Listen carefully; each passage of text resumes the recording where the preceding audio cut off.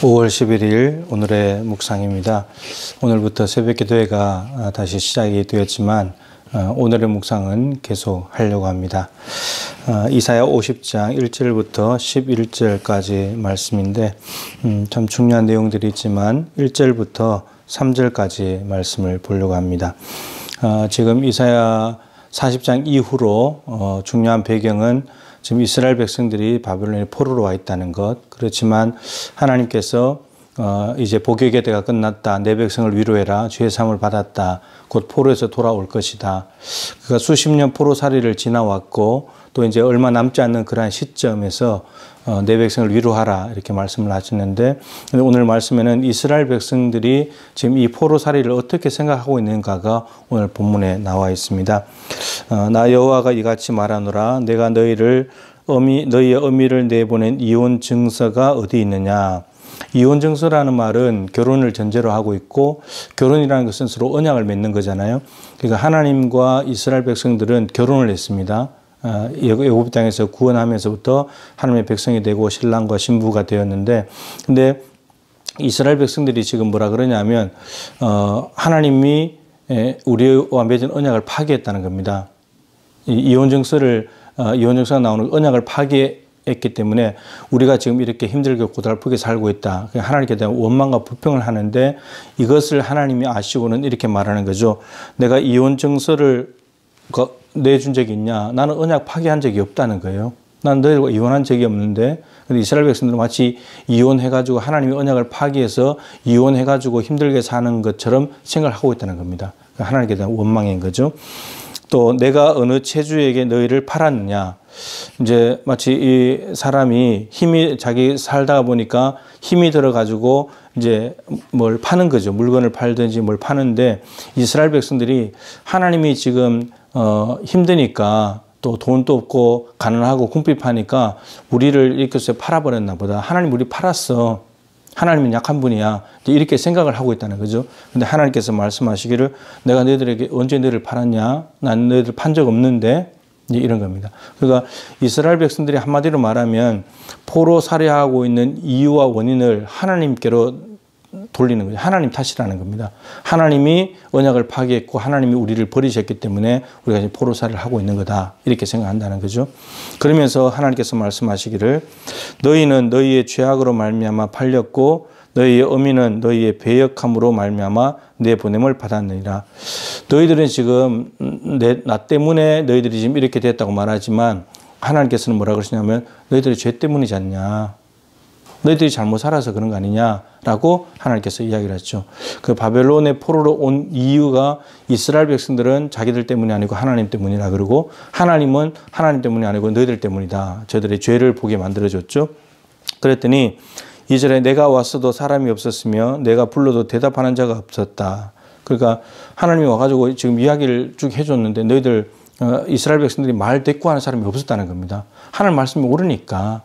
자기들은 하나님한테 원망과 불평을 쏟아냈지만 하나님이 자신들의 죄를 보여주자 더 이상 할 말이 없었다는 겁니다. 우리가 보통 이렇습니다. 내가 힘들고 어려운 일을 당하면 자꾸 남 탓을 해요. 하나님 탓 그러면서 원망과 불평을 하고 또 남 탓을 다른 사람 탓을 하면서 다른 사람을 정죄하고 비난합니다. 저 사람 때문이라고 이렇게 이야기를 한다는 거죠. 예수님께서 남의 눈에 있는 티를 보면서 자기 눈에 들보는 보지 못한다. 이렇게 말씀하셨습니다. 남의 눈에 있는 티는 아주 조그마한 거죠. 티는. 근데 내 눈에 있는 들보는 엄청난 건데 근데 사람들이 내 눈에 있는 들보에 대해서 너무 관대한 거예요. 그래서 어떻게 말하냐면 자기의 들보를 티끌처럼 작게 축소시키죠. 나의 이 들보와 같은 죄들, 잘못들은. 그러면 축소시켜가지고 포장하려고 그러고 합리화시키려고 그러고 정당화시키려고 그러고 뭐 그럴 수도 있지. 죄 안 짓는 사람이 어디 있어. 다른 사람도 다 하는데 뭐 이렇게 가는. 그리고 유야무야 그리고 빨리 덮고 지나가려고 하는. 이러한 것이 우리 인간의 모습인 거죠. 은폐하려고 그러고 어쩔 수 없었다고 이렇게 말합니다. 그러면서 우리는 또 어떻게 하냐. 남의 눈에 있는 티끌은 또 들보처럼 확대시켜요. 아무것도 아닌데 별것도 아닌 거를 크게 자꾸 말을 떠벌리고 이 사람 저 사람이 전달하게 되면서 막 눈덩이처럼 커져서 돌아와요. 그리고 비난하고 정죄합니다. 거짓말까지 하기도 하고요. 그리고 소문을 냅니다. 네가 어떻게 그럴 수가 있어? 이렇게 말한다는 거죠. 예수님께서는 남의 눈에 티를 빼기 전에 네 눈에 들보를 봐야 된다. 요한복음 8장에서도 가나마다 현장에서 잡힌 여인을 돌로 들고 치려고 하는 사람들에게 그래 모세 율법대로 돌로 쳐라. 근데 조건이 있다. 너희들 죄 없는 사람이 돌로 쳐라는 겁니다. 그러니까 지금 이 사람들은 여인의 죄, 남의 죄를 먼저 보려고 그러는데 예수님께서는 너희 죄부터 봐야지. 너희 자신부터 돌아봐. 이렇게 말합니다. 그러니까 자기 자신부터 돌아보니까 돌을 들고 칠 수가 없더라는 겁니다. 오늘 본문에는 이스라엘 백성들이 하나님께 원망하다가 하나님이 너희 죄를 먼저 봐. 그랬더니 하나님께 원망하는 것을 할 수가 없었고 예수님께서 너희 중에 죄 없는 자가 돌로 쳐라 했는데 남의 죄를 보고 돌로 치려고 하다가 자기 죄를 먼저 보니까 돌로 칠 수가 없더라는 거죠. 여러분 남의 죄는 덮어야 됩니다. 그리고 내 죄는 드러내야 됩니다. 셈과 야벳처럼 아버지 노아가 벌거벗고 자고 있을 때 뒷걸음쳐서 들어가서 옷으로 그 부끄러운 부분을 덮었듯이 덮어야 됩니다. 뒷걸음치는 거 불편하죠. 우리는 앞걸음치는 게 편하고 함처럼 소문내는 게 더 좋잖아요. 근데 셈과 야벳처럼 덮어야 됩니다. 그 노아가 깨어나서 이야기를 듣고는 셈과 야벳을 축복을 해줬잖아요. 예, 남의 허물을 덮어주면 복을 받는 거예요. 남의 허물을 들춰내면 저주를 받는 거예요. 그래서 남의 죄는 덮어야 돼요. 그리고 우리의 죄는 드러내야 우리 죄는 자꾸 드러내야 예수님의 보혈을 의지해서 깨끗함을 받는 거죠. 감춘다고 해서 죄가 없는 것도 아니고 죄가 사라지는 것도 아니에요. 그래서 남의 허물에 대해서는 관대하고 내 허물에 대해서는 아주 냉정하면서 예리하게 보면서 예민하면서 언제든지 죄를 깨끗하게 하는 삶이 필요합니다.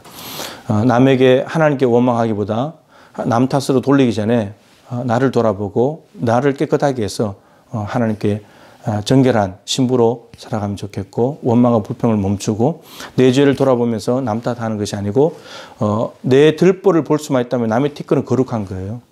저 사람이 정말 괜찮은 사람인 거죠. 그래서 우리가 이런 시각을 가지고 생각의 틀을 바꿔서 살아간다면 내가 오히려 더 하나님 앞에 깨끗하고 정결하고 빛나는 인생이 되지 않을까 싶습니다.